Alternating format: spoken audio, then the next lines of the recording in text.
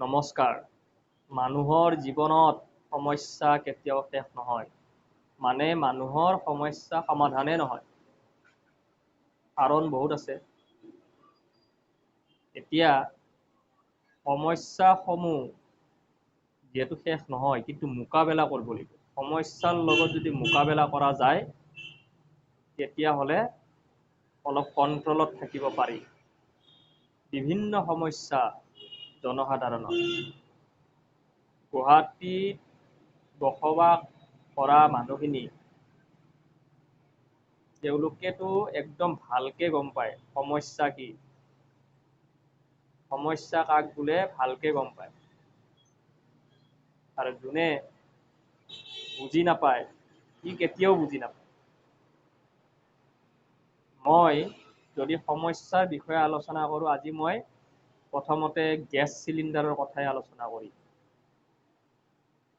Gas cylinder মানুহে পাই আছে। কোনে পাই আছে? যাৰ গেছৰ কাৰ্ড আছে, মানে বহীখন যাৰ আছে। কিন্তু যাৰ নাই,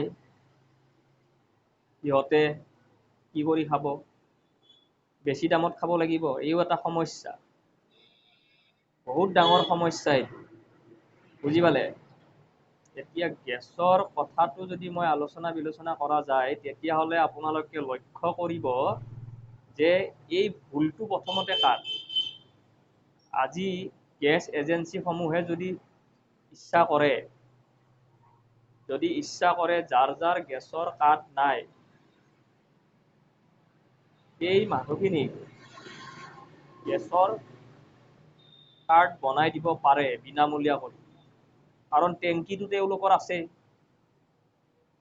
টেংকিটো আহিল ক'ৰ পৰা? তেওঁলোকেতো বনোৱা নাই।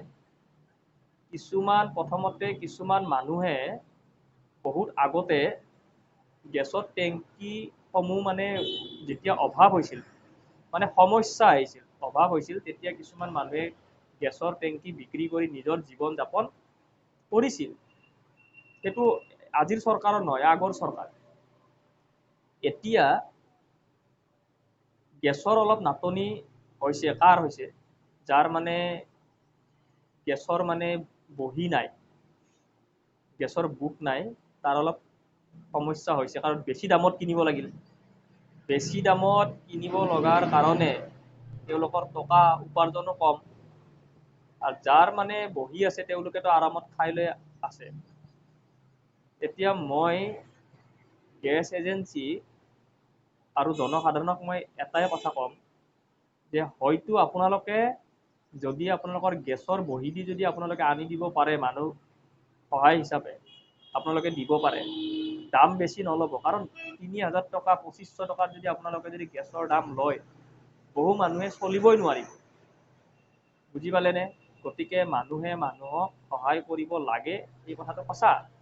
আৰু গেছ এজেঞ্চিৰ কৰ্তব্য কি? প্ৰথমতে ঘৰে ঘৰে আপোনালোকে এবাৰ সকলোকে কওক যে যাৰ যাৰ বহীত দুটা দুটা গেছৰ চিলিণ্ডাৰৰ কানেকশ্যন আছে, কিন্তু তেওঁলোকে এটা বিক্ৰী কৰি এটা আছে, সেইটো উভতাই আনক।